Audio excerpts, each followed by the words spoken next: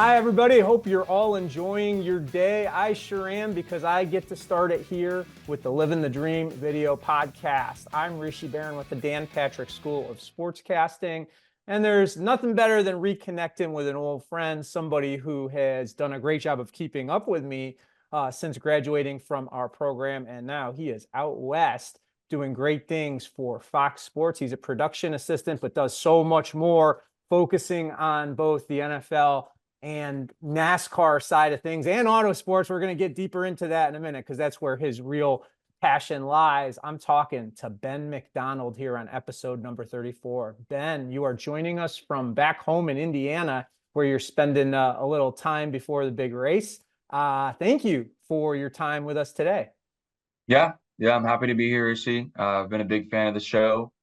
I've watched many different episodes, and I'm happy to finally be a part of one. Well, now it's your episode, and we're going to go back to your roots in just a second here, but it's cool to see you wear that Indy 500 hat with the McDonald family mark in the background. Oh yeah. Spending time back home, can't get much better than this, right? No, yeah. I mean, I was talking to you a bit about it. Like, May for us is just the best month of the year. I think you can kind of equate it to like, Christmas week, but it's so much more than that. And we'll get to it. I'm a huge racing fan, but IndyCar for us Hoosiers is just it's just different, and I'm super excited. It's finally here. Race week is here. So yeah, let's go racing, man. You were just back. You were just back at the track the other day, Yep. and now you're here with us. But let's start way at the beginning. Where did your dream of becoming a sports broadcaster start for you? So as a kid, I played all the sports, right? I played basketball, football, baseball, the three main ones. And as I went through grade school and then into high school, I learned, I'm probably not going to pursue these professionally. And I was fortunate enough as a freshman in high school to wander into our radio station. And initially I was enticed by the music side of things, right? Just the ability to, you know, get into a booth and listen to music and cue up stuff and kind of be a DJ. And that was my forte at the time. I was very interested in music and arts and culture and stuff. And I was like, yeah, it'll be cool. Let's do it. And I took that class as like an elective my freshman year, and then you can actually join the staff sophomore, junior, senior year. And so I did that. Loved it freshman year, got to do a bunch of cool stuff. I got to like be on air and all that. And at the end of my freshman year, I was approached by the then sports director. His name was Jack. And he was like, yo, we're looking for people to call sports. Would you be interested? And at that point, I had not considered anything in sports broadcasting. Obviously, I was still a sports fan, but that really had never come across my mind as like a potential career or anything. And I was like, yeah, sure, I'll give it a shot. And my first game was pretty bad. I was a color analyst for our JV men's soccer team. So I'm not a soccer guy. I'm not a soccer guy. You can see. I had little to no interest or involvement or knowledge about soccer. So I kind of was leaning on my play-by-play guy who was then 2 years older than me, so he kind of carried it away, and I just called it how I saw it. I was a little nervous, but as soon as I like put on the headset and kind of got a feel for the rhythm of the broadcast, I was like, this is not bad. Like this is kind of cool. So I kept on it, and throughout my sophomore year, I was just open to calling really any sport. So I did a little bit of everything: football, baseball, volleyball, basketball, soccer, lacrosse, which I actually really liked doing. Lacrosse is pretty fun. And then towards the end of that year, I was able to get some reps as a play-by-play, and kind of fell in love with it. I was like, this is pretty fun. This is cool. So junior year, I kind of did the same, and then senior year, I applied to be the sports director, to be like the head guy, and was able to get it, and kind of take control of that department and run things and look over other guys. And just kind of going through high school and you know, taking it to the next level each year and really seeing myself grow, I think was pretty cool. But you know, ultimately it just started with, you know, me being interested in something, right? That was completely different than the thing that I ended up in, but it was because of, you know, that passion for being creative and kind of seeing things in an artistic way. And like the music side of my brain, I guess, was more involved in that part. But yeah, it completely opened me up to a new world. And at that time, I was like, yeah, let's go do something in the world of sports media. I kind of want to take that step by step, everything that you just unpacked there, because that's fascinating to me. Let's start with the music. What kind of music were you listening to at the time when you went over there and wanted to do the DJ work? What kind of music? Uh, Kind of a little bit of everything. I'm a huge like classic rock fan, so a little bit of that. I think our station was mostly alternative. So we had a lot of new stuff, but a lot of older stuff too. And yeah, that was like because the station's on our main hallway. Like there's like a senior hallway and there's a freshman center which connects. And so the corner of that is this radio station. And so you can't really miss it if you're commuting to both sections of the school. And yeah, it was during like orientation night or whatever, and I just heard the music. And I was walking down the hallway and I saw the audio booths and mics and everything. And I was like, this is sick. I have to look into this. And so yeah, I would say just like I really listen to a little bit of everything as I still do to this day. So yeah, I think alt rock, pop, all of it really. And I don't think I'm imagining back to that day when you first made the decision to go back to the radio station and walk in there. But I imagine you didn't think at the time that that was going to end up being the musical side of it, a big part of your future in sports, right? And I think about the kind of pieces you put together now and the way you edit them and all the ideas you have, which we'll get to later. But how did that foundation of music that you were interested in and also kind of the structure that's starting to build by being part of that program at high school, how did that lay the foundation for what was to come? Yeah, it's a great question. You know, I've always seen myself as a very like creative minded person. I think I definitely get that trait from my mom. She's really big in the arts and just very naturally talented at those things. And yeah, I feel like I've always just viewed things in like a different light, I guess. Um, and so when I see things on TV or I see a film or anything, I tend to kind of take, you know, different things from it than other people. Um, and so when I was, you know, trying to figure out what I wanted to do, which freshman year is a pretty big year. You know, it's coming from middle school, and my freshman class was probably like 1,400 kids. Like it was massive. So, um, you know, I was wide-eyed and bushy-tailed and all that. I was just, whoa, like, you know, there's so many options, and we had just a million electives. And, you know, for me, like obviously I was going to take an art class too, just a generic art class, but you know, the radio station, like that enticed me because it was music, right? And music is a form of art, and I've always had a huge passion for music. I've loved music since I was a kid, and live music is still probably one of my favorite things in this world. And I think, you know, when I first heard that and I first realized, I was like, yo, this is something that I can do as a class in school. Like I don't really like a lot of school classes. If it doesn't interest me, I'm just not going to be fully involved and engaged in it. And you know, that was one of the classes where it's like I could stay after school and continue to work on stuff here. And I love it. So what reason would there be for me not to explore this class and to really see what it has to offer? If that isn't the breakdown of someone who is destined for full sail, I don't know what is. That's the Exactly. perfect Yeah. Yep. perfect description. Yep. And you mentioned going outside your comfort zone and calling the soccer. And I know you called like 8 different sports while you were in high school. That that willingness to try something new, what doors did that open for you? Yeah. I mean, it certainly opened up this whole like world of sports media in general, you know. If you would have asked me freshman or sophomore year, you know, probably freshman year, you know, that I would be working in sports now, like what, 5 years later, I would have been like, well, okay. Because I didn't get that. message from the sports director until late freshman year, because they were kind of looking for bodies. And yeah, I guess that I always like trying new things, like kind of back to the artistic mind thing. Like I like to do things differently.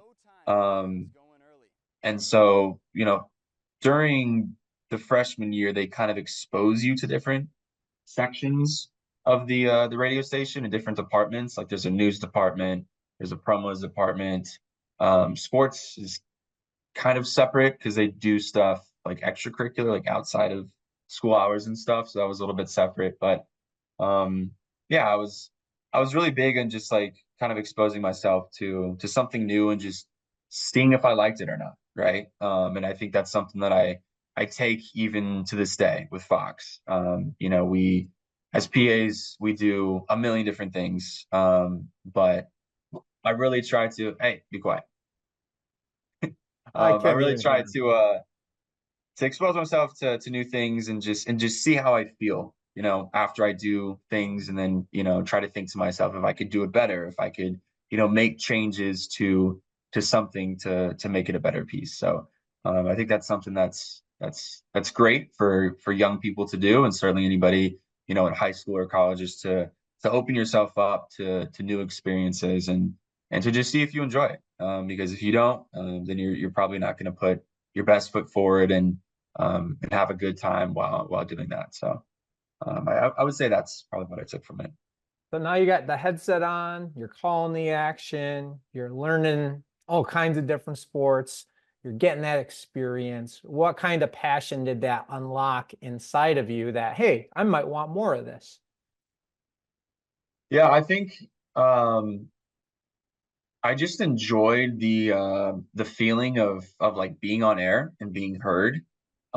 Which again, to the last thing, that was something that I didn't know existed like inside me. I put on that headset and it was a little bit of nerves, but once I started talking, I just kind of felt like it was natural. Like I could do this and could be good on air, and just it wasn't something that I knew before, and it was kind of weird at first, but then I like look forward to the broadcast later in the week.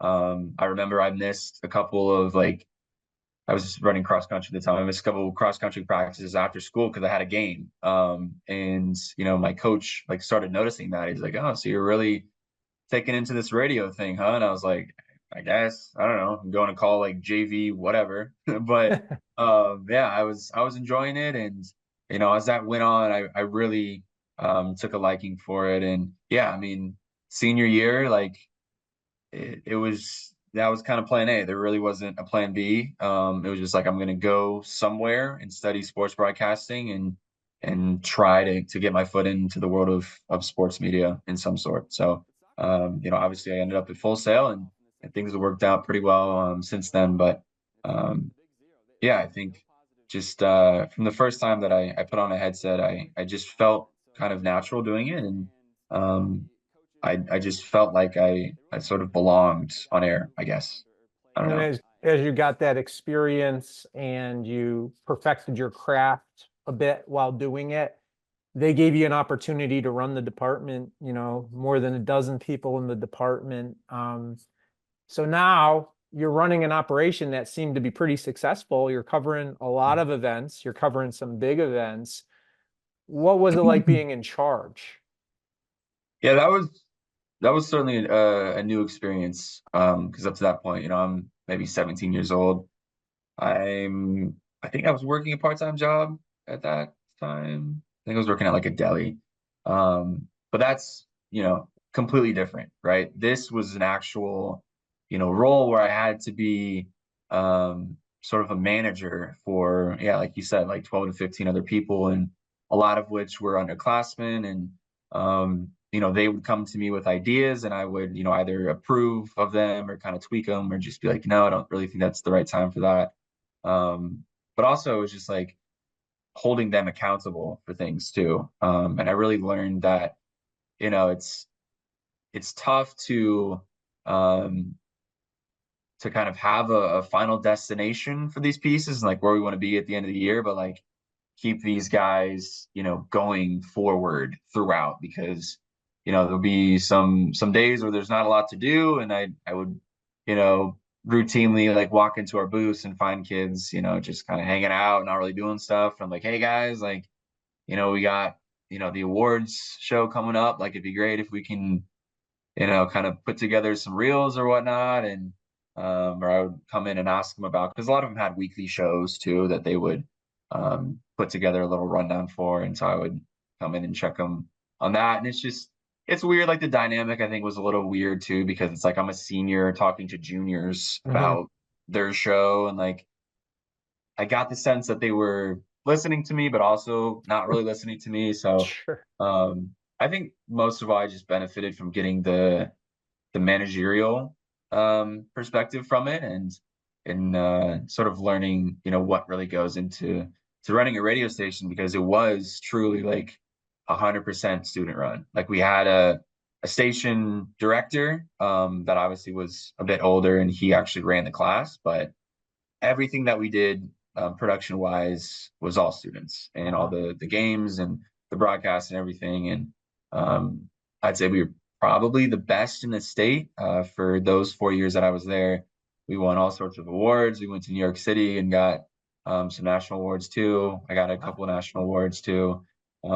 So I was very fortunate to be a part of that group, and it definitely like opened my eyes at a younger age than I think a lot of my fellow classmates at Full Sail and just a lot of other people that I've connected to on just um, how fast paced the industry is and how things kind of work from like a more broad sense and like a that managerial role too. So very fortunate to have that, I think.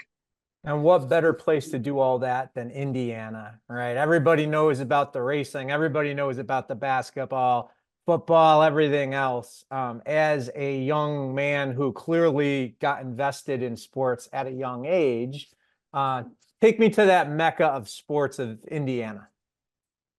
Yeah, so first and foremost, it's racing. IndyCar is called IndyCar for a reason. And obviously you have the Indy 500, which I might be a little biased, but I think it's pretty well known. It is the biggest and greatest race in the world.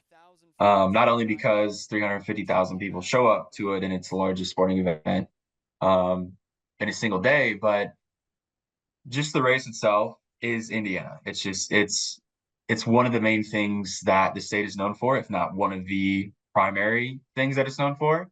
And it's so much more than that. I think a lot of people really identify with the just the sense of belonging that the race brings, and it feels like it's ours because it is. And for me, as I've grown, I've really fallen in love with that, and I've been able to get some opportunities, during college, right out of college, um, to really experience that firsthand. And it's just the nothing but grow my love for the sport and like not only IndyCar but just all motorsports in general. But other than that, obviously we have basketball too. The Pacers just won another game 7 in Madison Square Garden, which was awesome. I didn't watch any of the game. I was like I said, I was at the track yesterday, and I got some updates from some friends, some Knick fans, and they were not happy. And I was just like, all right, if they're doing this well, I'm just going to continue to not watch the game. And we ended up winning, which is great. But yeah, just right now, man. I mean, the buzz in the city is just undeniable. Like not only with the Pacers, it's Indy 500 week, so the city is busy, it's packed. There's just an energy, and then we have Caitlin Clark too with the Fever. I think I'm Mhm. going to go to a Fever game later this week. It's a very exciting time to be in a city, and I was really looking forward to coming home too to just kind of feel that energy. But yeah, Indy 500 week is just it's different, and as a kid you can feel that too, and I really wish I was able to do something with radio in high school because I know they sent some people out after I graduated. They were able to get credentials, but I really wish we were able to do something because I would have just been blown away at that age, and I'm still blown away to this day. So yeah, Indy is fun, and right now it's really at another level. You're making me feel some emotions too, because I was a kid when the Reggie Miller, Rick Smith's teams were Mhm. playing on Memorial Day weekend. And Yeah. it would be cool. It would be like, okay, we're gonna have Saturday basketball, and then we're gonna have the race, and then we're gonna have another game. That's how they would always do it. I don't. It was also against the Knicks then too, right? So it Right. almost feels like this nostalgic time machine right now with this particular weekend going back 20 years and all that. So even though I'm not from there, Ben, I can feel it from afar. I Yeah. can't imagine what it's like to actually be there. And it sounds like you've been able to enjoy a lot of these experiences with your family too. What did that add to it, being able to have family that was supportive and there to be part of it? Yeah. So I'm the oldest of three. So kind of whatever I was into, my siblings also took interest into it as well. My younger sister is a huge race fan. She's studying physical therapy, I believe. And so I want to say her end goal is to try to work in motorsports in some sense. Hmm. Being some sort of a trainer, physical therapist. And then my younger brother is just all into cars and race cars and racing, and we do a lot of like online sim video games together, and it's just it's pretty fun to see the family also take into a liking of what I'm interested in. But I think if it was anything else, they probably would still do that because I guess I'm seen as the oldest, and they're like, oh, whatever Ben's into, we should be into too. But no, I mean it's hard to really deny, like I was saying, it's hard to deny that energy that the month of May brings to Indianapolis. And it's different. You really do feel it. And I even felt it, weeks leading up to this when I was in LA, like watching some of the open practices. I was just like, damn, like I wish I was there, man. I just wake up and I could hear the cars going around the track in the other room. And I was just like, man, like it's so awesome. It's the best sound in the world. And there's just a feeling that you get it at the track that's different than any other feeling. And it's just the sense you know, of awe, really, because it's so massive, and just the historical, the sense that you get when you get there is remarkable. And once you go, you just want to keep coming back for more. And I think that's something that's really shared throughout my family. And my parents brought me there when I was a kid. My grandpa was a big fan, and he always made sure that we could have the best experiences possible. And um, I think just throughout my life, I've just grown to love it more and more, and the family has certainly helped with that. That's Ben McDonald. He's living the dream. He also writes, produces, directs, helps get footage and sound for things like features that he works on, things like teases that he puts together. We're going to show you an example of one of those in a bit. But Ben, after that high school experience, you decided to come to us at Full Sail. Why? God, I love you. Sorry about that. Um, yeah, so I guess it started with my dad, really. So my dad's a big DP fan. He listens to the show all the time. And Dan was promoting it, and on about like the third or fourth time that he did so, my dad like texted me. And he was like, "Yo, do you know who Dan Patrick is?" And I was like, "Yeah, of course I know who Dan Patrick is." And he's like, "Apparently he has this sportscasting school that he's opening up, or program or something, at this place called Full Sail." And I was like, "Full Sail? Like, what's that? I've never heard of that." So I did some research, and he did as well. And we just looked into what he was building, and then I intentionally listened to a couple of his radio shows to hear if he mentioned it or promoted it or anything. And sure enough, he did. And it sounded pretty interesting. And at that time, I really hadn't narrowed down my list of school. I think that was maybe I think it was like halfway through the senior year of my high school career. Um, and so I obviously knew I wanted to do something in sports broadcasting, but I hadn't yet decided where. And I think I've told you this, like I could have gone to just the traditionary 4-year school, but um, I really didn't throughout high school. I really didn't like to do a lot of the things they had us do. It was a lot of tests, a lot of quizzes, and just that style of learning just never really suited me. or it is you just go and sit down and listen to somebody talk, and then you take a test or you have assigned reading or whatnot. And it was very little doing, right? I like doing, I like creating stuff. And Full Sail was the exact opposite of high school. And as I learned throughout Full Sail, it's just like this is how I'm supposed to learn. This is how, for a person like me, it's easiest to learn and to involve yourself in these projects, which just give you, I think, truly more insight into the subject matter than just reading it on a book or online or just sitting in an enormous lecture hall, falling asleep, which is exactly what I would have been doing in a 4-year school. So, yeah, throughout, that senior year, I kept really thinking about it and talking with my dad about it. And we eventually took a visit down to Winter Park and um, loved every minute of it. Obviously, it was a different looking school visually.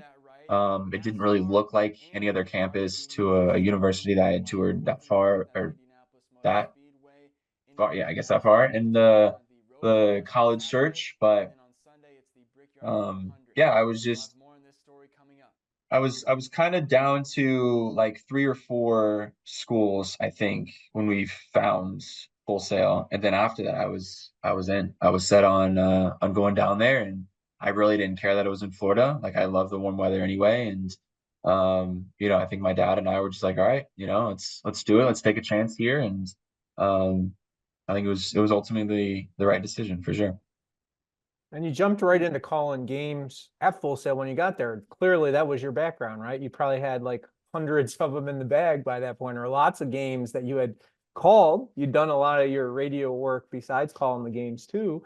But now you're here with people like Mac McDonald and Jeff Radcliffe, and they're giving you some pointers on how to make your play-by-play even better. So, what was the adjustment like from kind of where you were at calling games to where you got to once you got some added instruction? Yeah, and it was great to get that feedback, and I just have so much love for those guys. Mac he's the greatest. He has so much experience, and Jeff, I very much see in the same light. It was different because in high school, nobody really ever gave you feedback, and I think that's partially on me. I definitely could have reached out to more people to ask for feedback. But yeah, I never really did it. I think for me, it was more so just getting more and more under the belt and just getting more and more reps. And in college, you have all those people available to you. And specifically with Full Sail, every professor is more than willing and more than happy to sit down with you and to provide feedback for you. But I think for me, just the adjustment was radio to TV, because up to that point, I had only gotten experience with radio. So I'm not, showing video as a part of it. I'm just kind of painting the picture for the listener. And um, so I was able to watch some other guys. Taylor Shaw was one of them. Just kind of learn what he did and how it was different. And then obviously just watched some guys on TV. Mike Breen was one of the guys that I really enjoyed and still enjoy listening to this day. He's one of the greatest at just letting the moment kind of live and then help add some stuff around that to really enrich the game or the match or whatever you're calling. And yeah, I think I kind of just tried to apply those things that I learned from feedback that I got, and just what I saw and what I felt was right, to the games that I called. And it was a good time. I think I only did baseball and basketball. I don't think I did soccer, lacrosse, or anything. But it was fun. It was cool to be on TV and to have friends or family tune in and watch the games and hear me do it. And it definitely felt like a step up from radio in high school for sure. Your career at Full Sail was very much two separate halves. We'll get to that in a minute for an interesting reason. But let's start with the first half.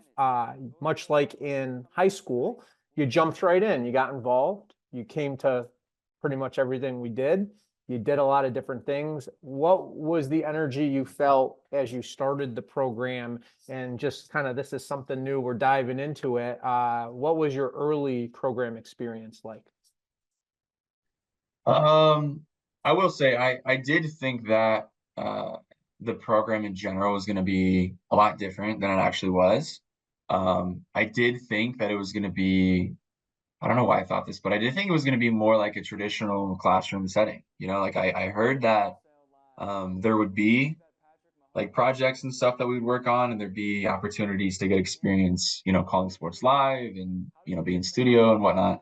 But yeah, from class one, from your class, it was just like, all right, we're gonna go on camera. Like, let's go do stand-ups. Let's watch and broadcast and talk about it. And immediately I was like, all right, this is different, but this is cool and I like it. And so I don't know, I really just I just wanted to lean into it and try to start off on the best foot and really just see, all that I could learn that was different from radio, right? Because radio was really the only thing that I had to really lean on and really the only background that I had up to that point. So it was certainly eye-opening the first month, but after that I was just like, what's next? Like what's next that I can learn? And I was just excited to move forward. And Folsom was an awesome time, and every single month brought something new. And I was just constantly looking forward to that next month to see what it would bring. You were part of a colorful group, and I know that you guys were close and had some fun. What did that add to your experience having a group like that to go through each of these classes with? Yeah, it was great. It really was. I still remember the very first day of class. I'm pretty sure I was late the very first day of class. Because I just had no idea where any of the rooms was or where any of the rooms were. But yeah, immediately I walked in and I was like, oh, so none of these guys are high schoolers. Like all these guys are older than me. And they come from, various different backgrounds and stuff. But yeah, we all really came together and got close throughout the program. And we were in classes outside of the sports track too, or the sports program. We had like some gen ed classes that we took as well. And I think just getting to know those guys and how they learned and how they got there and what their passions were and what their previous just life experience was. Because I was 18 at the time, and Rymark and JD and James and all those guys were much older than me. So just the life stories that they shared and just getting to know those guys was really a good time. And I now I think about it, we all just need to get together on like a Zoom call or something because it's Yeah, it's been too long. And yeah. we do periodically touch base, and Rymark's been giving me some words now that it's Celtics Pacers in the Eastern Conference Finals. So we're kind of going head to head there. But yeah, it's a great time. And you ask any college student, what he loved the most about college, and it's probably going to be the friendships that he forms during college. Because a lot of people say it's some of the greatest years of your life, and I'd probably agree with that. And those are certainly some big years and some formidable years that you are really trying to figure out who you are and what you want to do. And just being around those guys was fun, and something that I think I'll never forget. I think you brought up something I probably hadn't put a lot of thought into, but it's important, is that you were younger than them. What did that, I don't know. It's just different. It's kind of probably a different experience for you than it was for them. I don't know if it was intimidating or not at all to have all these older people around you, but being a younger person with a group of older people, what was that dynamic like? It was weird at first, for sure. Because walking in, like I said earlier, I thought it was going to look different. Like I thought the rooms were going to be like a classroom. It just wasn't. It was more so like a conference room. And then, immediately seeing these other people that were much older than me, I was like, am I in the right class? Like, am I supposed to be here? But yeah, it just as you get to know these people, and that's what's so great about Full Sail is it's they encourage people, and it's almost like they attract guys and girls that have gone through life and have done these different career paths, but still have that like passion for sports or sportscasting and want to explore that. And Full Sail allows them, and the DP school allows them to pursue that, regardless of their age, regardless of their backgrounds. And, I think from the start, those guys represented that.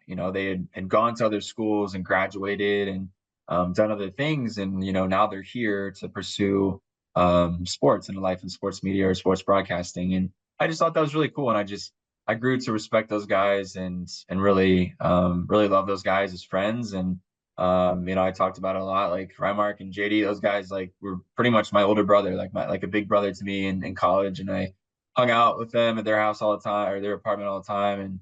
And we like carpooled and drove, and it was just a good time, and that's something that I think a lot of kids my age didn't really get in college, because you're going to school with a lot of people that are your age or younger, maybe you're friends with upperclassmen, but not people that are like 5, 6, 7, 8, 9, years older than you, which is what I got. So I'm definitely very grateful to have that experience with those guys, and it was a good time. It really was. You mentioned that you were a doer more than a sit back and be lectured type of guy, and you got the chance to do that. What did the program bring out in you to help you tap into your potential? I think just the opportunity to do things, right? There's a big difference between just learning something on paper and then like actually like making yourself learn it in real time while you're doing it. And still to this day, that's just how I learn. Is actually seeing things be done and then sort of forcing myself to learn how to do those things or just go through that experience to really learn it. And with Full Sail, that was pretty much every month. It was okay, this is the project, now go and do it. And that's very much the process of me currently, in my role at Fox Sports as a PA.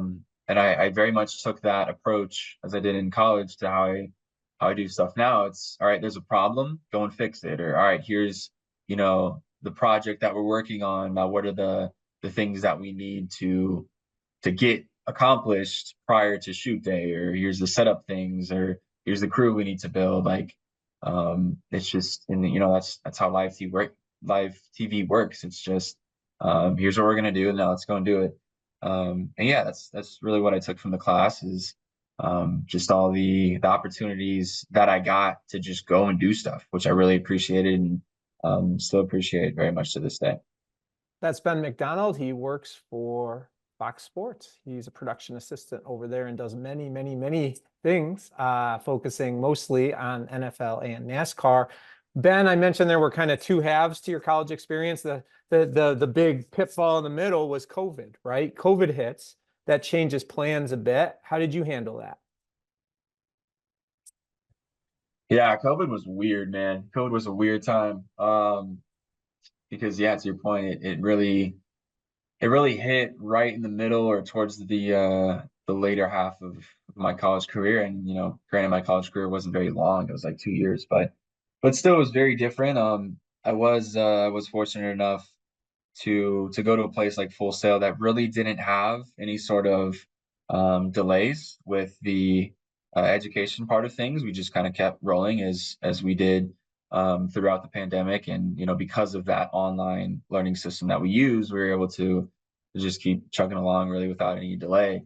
Yeah, it was weird because not only like kind of going through a global pandemic, being the first one that I think we've all experienced, was a bit odd, but yeah, just having to do those projects from home and remote, and I think everybody sort of learned as we went with those. I remember I was going through Gordy's class, and I was doing a lot of the stand-ups and hits like from my basement. Like we broke the story of when Kobe passed, like from my basement. I was setting up my camera like right next to like all the bins of like childhood toys and stuff that me and my siblings had and played with. And it was very weird. It was just a very weird time, but I do think that going through that really allowed me to experience what it's like in the real world, right? Because sometimes things don't go according to plan, and you have to just kind of make the best of your situation. And I think we all really just made the best of the situation for the past 3 or 4 months or whatever it was. And yeah, it was certainly a big change, but I think um, you know kind of forcing myself to do things differently and to just continue to work through it um, really benefited me, and I think certainly benefited all of my classmates and kids that had to go through the program as well during that time, more so than just regular college students, more so than any of my other friends that went to a 4 year school that just stopped. They stopped school, and that was it. They just sent everybody home, and they kind of freaked out, and we're like, all right, how are we going to get everything back on track? And then maybe 5, 6 months later, they're able to set up their own online learning platform or whatever. But for us, we just kind of kept going. And that's how the industry is, right? It has to keep going, and you have to just figure out how to accomplish what you need to accomplish. And I feel like we did a great job of that. And as students, while the projects might not have looked great or looked the best, it certainly allowed us to experience what life is ultimately like in the real world, for sure. Well, you talked about being the youngest guy in the room, but that was a very, very mature way to handle that. Props to you for understanding that adversity, you have a decision to make. Are you going to Mhm. fold, or are you going to find something, some way through it and learn from it? And it sounds like you took everything you could out of that. That is awesome. What an awesome response to that question. You were in the first group back on campus. And I don't know if you Yeah. remember this or not, but I'm going to bring it up and see if you do. I remember literally the first day back, and there was barely anybody on campus. There were select groups, and we were one of them that got to come and use campus because we were very project based. We needed to be in the studio as much as possible. So I remember it was you and Josh Liskowski, and I think Owen Kasanovich joined us virtually. And I remember being in the studio that first day, and everything wasn't set up right, and we did the best we could, but it was kind of like, oh my God, we're back, but we don't feel like we're back yet. Do you remember anything about that day? I do, man. It was the weirdest thing ever. And that was that was also the excuse me, that was the first like week that I was wearing a mask like all the time. I think like back home I was just like, yeah, whatever. But like being on campus, obviously they were very strict about it, and it was just weird. It was weird like wearing a mask all the time, and like the campus being very, very empty, and being very cautious with what you touch, and just constantly using hand sanitizer. And then, not only that, but like going through the production and like being in the studio and like having to like focus on what the show's going to be like, but also like the health concerns and like the health side of things, and just social distancing, and making sure that people were good around you. It was just very weird. It was a very odd time, but I think we learned how to get through it together as time went on. But like I said with the last question, I think it ultimately made all of us better, and really allowed us to grow, I think, as a class and just as individual broadcasters and just people, um, to kind of go through that and experience it with other humans. So it was weird, but I guess I wouldn't trade it if I had to. And after that first day, everything was fine. It was just that first Yeah. day. The first day was weird, but then we got it back together. You guys crushed it. I was so impressed with just kind of how much you'd grown. You'd matured, and you had just you were just, let's go, let's go. You were all Mhm. in, and you were hitting it on all strides. You had a fantastic final month. But one thing I don't know if you had thought about until we got toward the end was, hey, I'm pretty good at this production stuff too. You came in as somebody who had been on the air everywhere, and now you're learning you're good on the other side of the camera. When did you figure that out?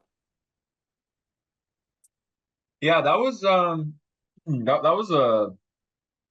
was a weird month for me, I think.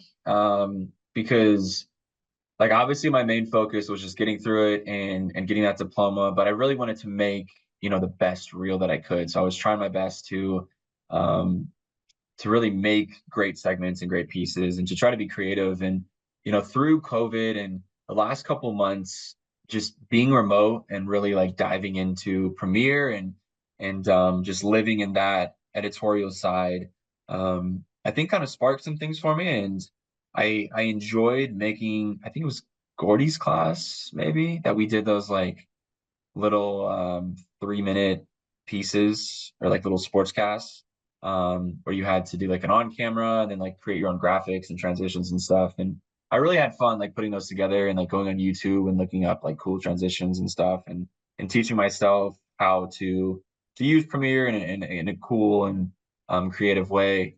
And as I went through that last month, I tried to be as creative as possible. Not really with the behind the scenes part, but with like my on air delivery and how I wrote stuff. And yeah, like that was it was a good month, but at the end it was just kind of weird because I was like up to that month, I was like, yeah, like we're gonna do this on camera thing. That'll probably be something I want to pursue.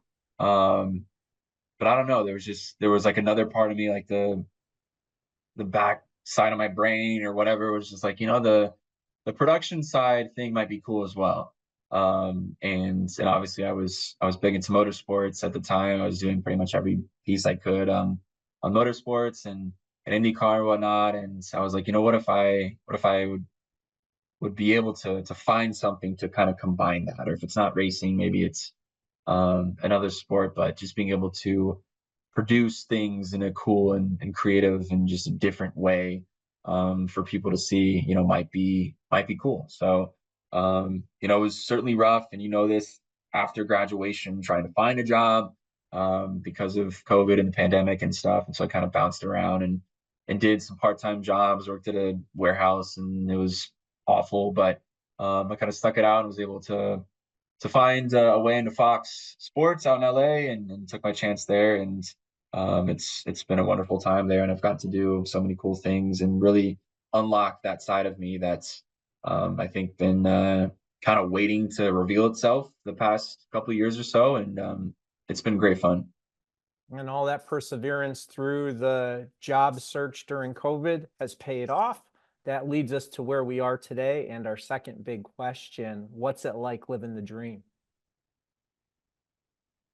Um, it's certainly surreal, I think. I don't know. It truly feels like after I graduated high school, like everything has just been a blur. And obviously COVID really enhanced that sense of just what is going on right now. But um, yeah, I'm so grateful and so blessed to be in the position that I'm at. And I'm so fortunate to be able to truly like live a dream, to live in Los Angeles and to work on so many big things and to be around, so many huge, powerful people and celebrities, and to just have a hand in such a big network and a big show like Fox NFL Sunday and NASCAR on Fox, and to do all these things. And if you would have asked me in grade school or high school or really even in college, right? Like the dream was, I think throughout high school, was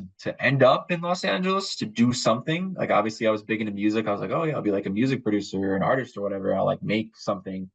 Um, I still ended up in LA, and I'm doing something completely different, which is great, but certainly something that I couldn't have ever expected or foreseen. So it's great. It really is. I'm very fortunate to be in this position. And if it wasn't for Full Sail and my buddy Will Pruitt and Caesar, who I never really met, but they were kind of the guys that went before me and were able to get a connection established with Fox and ultimately get me in the door there. So I'm super grateful for everything that's happened for me to get to this point. Not only are you in LA, you are making things. And before we get into the talking about what you're doing, I want to show everybody. And so, what we're going to share here is a tease you did. I believe this was during Speed Weeks, or it was before the Daytona 500. And I'm going to pop this up on the screen. And Ben, we're going to watch it first. And then Okay. afterward, I'm going to play it again. And we can stop it as we go, and you can describe kind of your thought process for it and how we went through it. So does that sound good? Yeah. All right, let's do it. What does it mean to be a dreamer? Is it remaining in a space between fantasy and reality? Imagining where you'll be from where you are, finding your true purpose in a passion that ignites your soul. Here's where you learn who you really are. Fired up.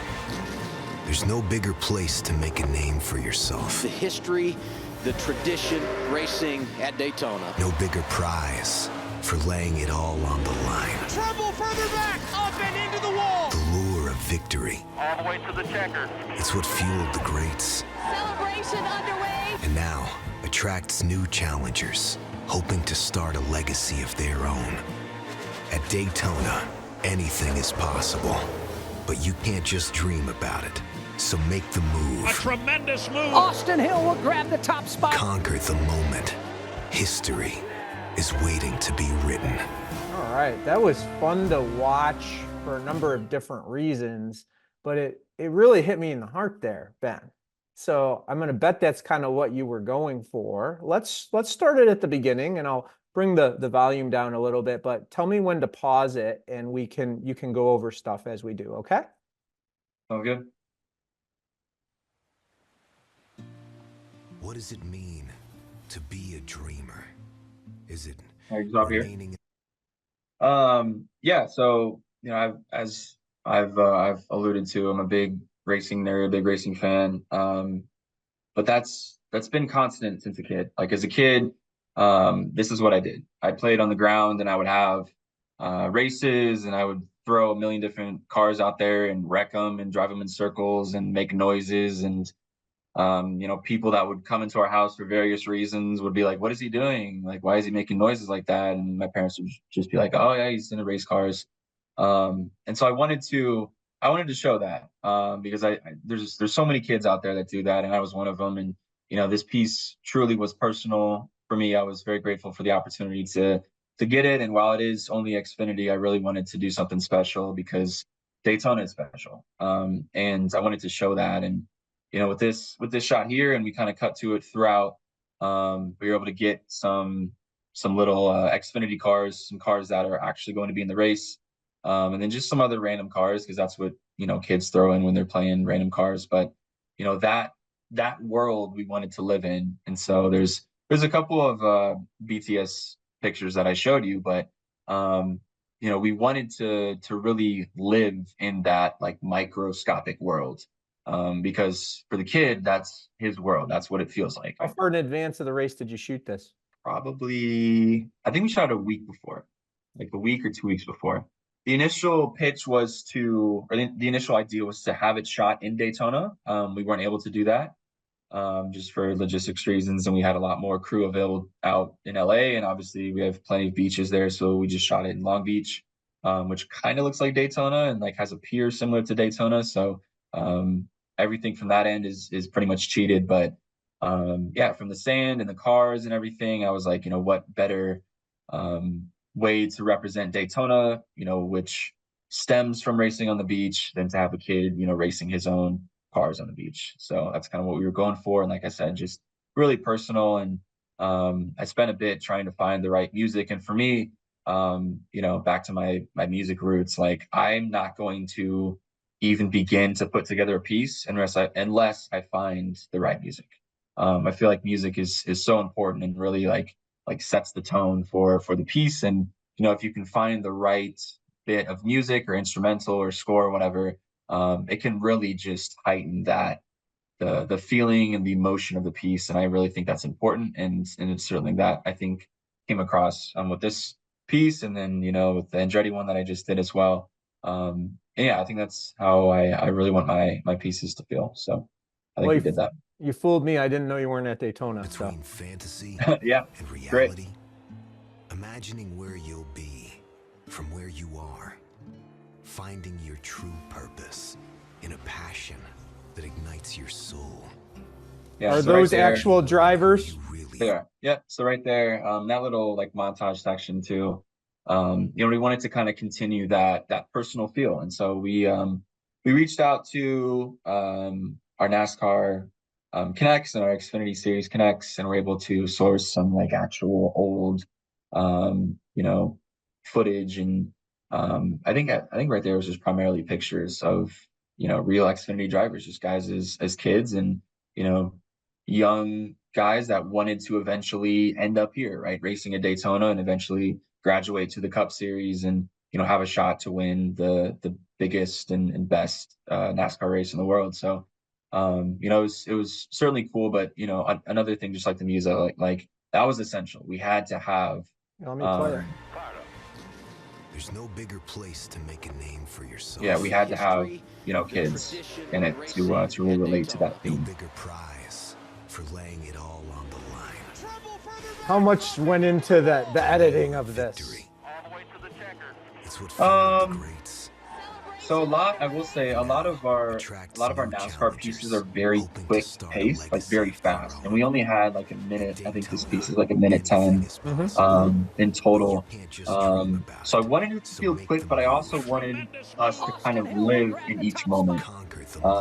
And so, with the shot selection and with, those like climb out shots and the big reacts and stuff, like I wanted it to feel big and I wanted it to feel almost slowed down. And so obviously this shot right here was shot in slow-mo, but with racing, you obviously want to have the speed and the flybys and stuff. But I also wanted this piece to kind of go with the rhythm of the song.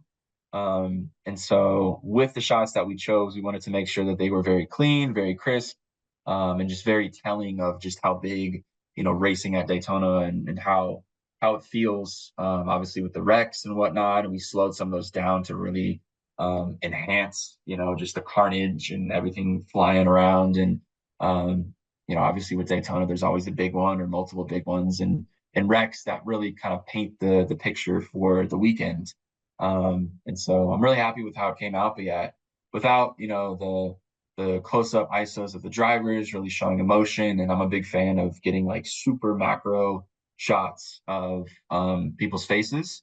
I love getting the eyes. I love getting just facial features that really, show how a person is feeling. And, with NASCAR, that's big because a lot of the time you don't really get to see the guys' faces, right? They're in the cars and they have their helmets on. And so to see them, kind of outside the car and looking off into the distance, we spent a little bit of time trying to pick the right shots that would work for that section of the script. But really proud of this piece. I want it to feel personal. As it was for me as a little kid. And, that's always been a dream of mine, wherever I end up in the industry, is to just make things that feel personal to me, because not only are they going to be, a good representation of who I am and who I was as a kid, but I know that I'm going to do my best to make that piece as good as it can be. And I feel like we were really able to make a great piece back at Daytona. That's what finding your voice is all about, right? You found your voice, you found a way to connect. Every piece I've seen, and I've seen many of that you've done, they all have that feel to them. They're all creative. They all tell a story. They all have that personal connection that anyone can relate to, whether or not they went through the experience that you did, where you were actually in the sand with the cars or not. They can connect to some level of their childhood. And I'm so glad you're getting these opportunities now. But when you started, you were part-time and you worked your way, you earned the position. How did you stand out to get these bigger opportunities? Yeah, so the first role that I took was up in highlights on the fourth floor. It was very much just like a busy work job. You're just logging games and watching like 3 or 4 games at a time, and writing down stats and writing down plays, and then just compiling that on like a separate document to condense into a highlight. And then you work with an editor to kind of spit those out to the regional networks or whatnot. And I was at that for about a year, and then I was able to get a job opportunity kind of slid across my desk. And they're pretty good about like cycling people through and always connecting with other departments at Fox, trying to get you, moving on and moving out of there. And yeah, the NFL on Fox, NASCAR on Fox, Studio PA role was presented to me, and I went and did the interview. And Jonah, who's my manager now, was the guy that did the interview, and I was wearing a McLaren shirt, and he's like, "Oh, you're a McLaren fan. You like the cars?" And I was like, I'm a big fan of the racing teams, IndyCar, Formula One. Just a huge fan of motorsports, NASCAR as well. And he's like, "Oh, NASCAR, that's a big part of this job." And I was like, "Yeah, I'm a big fan. I got a passion for it. I'd love to work on those pieces or go out and be a part of the broadcast at the races." And for me, just like the racetrack feels home. And I think they kind of took that and were like, "All right, this is pretty interesting." All these other kids, or not kids, but all these other guys or girls that were interviewing for this job, like I bet you none of them said that about motorsports or NASCAR. Like it's very much just me in the like motorsports camp, like waving my checkered flag. Like nobody really cares about racing cars as I do and motorsports as I do. I've tried to kind of get other people engaged in it, and we're always watching races and stuff in our cubicles. But yeah, it was pretty much just me. So when I first got there, they kind of threw us in the fire week one because it was me and another guy that got pulled from highlights, and we literally started NFL week one. So it was just like, all right, here's the busiest time of the season. Go have fun, like go figure it out.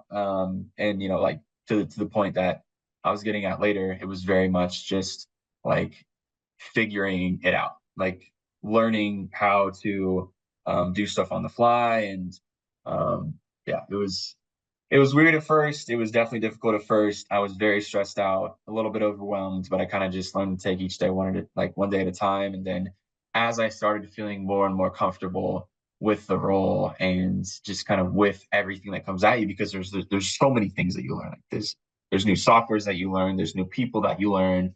And for me, it was really just once I understood everything, I was like, okay, so I'm helping out with the shoot. These are the people that I need to connect to get like talent booked or to get a crew booked. These are the catering people that I need to hit up to get food set up. These are the contacts that I have to get an actual like location set up. I'm working with wardrobe, I'm like working with makeup. I'm like making sure that all these people, are on board. Once I got more reps and got comfortable with that, I felt confident in my ability to kind of produce, to direct, to put on those hats. And, yes, while I was only a PA, Fox does a great job of just allowing you to pitch an idea. And if it's a good idea, regardless of where you're at, they're going to take you up on it, and they're going to give you the resources to pursue that. And so I was very grateful to have that piece, the Xfinity piece, greenlit at the beginning of NASCAR season. But it ultimately started last year during NASCAR season, where they really do invite you to pitch ideas, because NASCAR is much more, it's a slower season, and it's not as many eyeballs on it. Obviously it's out of NFL season, but I was able to produce a couple like smaller tape pieces, which were basically just like music videos. And the first one, I will say, was not very good, but as first things go, it's usually not good. It's your first time and you're just kind of learning the ropes. And then after that, I was like, all right, I'm all in. Like this next piece is going to be kick ass. Like we're going to go crazy with the effects and everything. And like I finally understood like how the edits work, and like from a producer perspective, like what you can all put in like Dropbox or this like frame folder to like add different elements into the edit itself. And then just after that, I was really really looking forward to producing next piece, like a next project, and getting into the production side of things. And ultimately it's led me to get bigger opportunities and bigger pieces, like this past one, this Mario Andretti piece, which I'm just so proud of. And it was a dream piece. A Hall of Fame driver has seen you race and had some really nice things to say and talk about your game behind the wheel. So a little birdie told me that there is quite a rookie competing in this year's Indy 500. Apparently some are even comparing him to me. I happen to know a thing or two about winning. Listen to the crowd. There's the checkered flag for Mario Andretti. But from what I hear, he's pretty good at that too. Larson is going to win. Kyle Larson sweep. Yeah! Back in the day, I drove just about everything the world of motorsports had to offer. But driving an Indy car at Indianapolis, that was something special. The sights, the sound, pure history and pure speed. It is truly a spectacle. And if you win, it will change your life forever.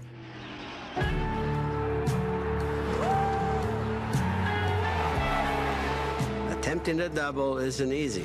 There's only been a handful of guys to complete both races. My nephew John was the first. It's a lot of driving for one day. But I've seen what you can do, and I know you'll be just fine. Kyle, I wish you the best of luck on your quest for 1,100 miles.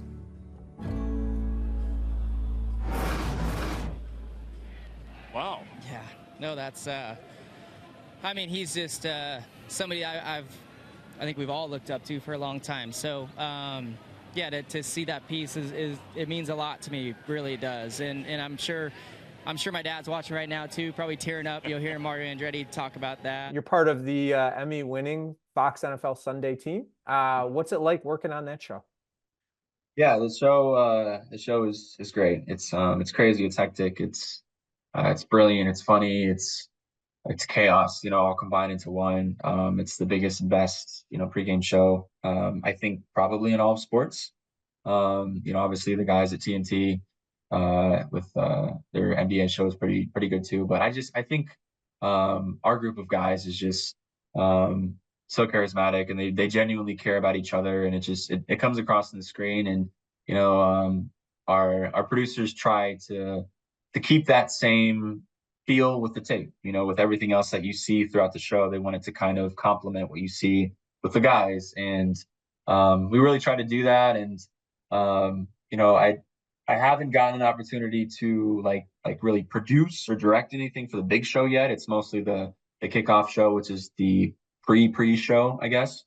But still with that, Jeremy is one of the producers, or the main producer for that show. And we've become really close friends, and he really kind of sees eye to eye on me, like creatively, and how I put things together, and is been really nice in giving me opportunities to create big pieces for that show, which is just helped me gain confidence in my own abilities, and just the knowledge that like I can do these things and I'm capable of producing big pieces. And yeah, it's been great for me, because now I'm really like, what can I do? Like, this Mario piece was certainly an example of that for sure.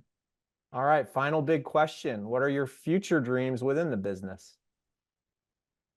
That is the question, man. That is the question. I want to work in motorsports in some capacity. I want to try to combine, what I'm doing right now, I think, which is, I guess the role would just be producer, producing some form of video or content in motorsports. Excuse me, voice crack there. Oh, that was weird. I've seen, a bunch of different roles, and I've connected with people that are in like social media. But a lot of that is like more short form stuff. So I think maybe, documentaries might be cool, or just like longer pieces. I really do enjoy putting those together. Just pieces that are like more dynamic, more creative, and just things that I think stand out a little bit more and really allow the audience or the viewer to kind of engage in it, almost like a mini film, really. And as I've gone through, being at these shoots and directing things too, like, I don't mark that off either as like one of like the dream goals to like do films or be involved in like a longer film, or movies or whatnot. So I'm kind of just taking things, 1 year at a time, and just seeing what all I can accomplish. And obviously doing it in motorsports would be great. All right, we like to end with what I call the dream sequence. We'll give you some quick answer responses from you. 3 questions. Let's go. Dream race car for you to personally drive. Gosh. Race car would be the, let's see, 1989 McLaren MP4 was the one that Ayrton Senna won. And oh, wow. so probably that one. That is cool. I want to see you in there. That'd be fun. Dream studio guest to prep for Fox NFL Sunday. Studio guest to prep for probably Gronk. Gronk is just a big kid, really. Like he's just kind of wild and out there. So I think it'd be fun to maybe like write jokes for him or write something for him. I'm sure that would be great. Okay, you're in Indiana right now. You're going back to LA. Dream Indiana establishment to open a location in LA. Indiana establishment. Could You be mean like anything? Could be a restaurant, a store, whatever you want it to be. I don't know, maybe like a production company.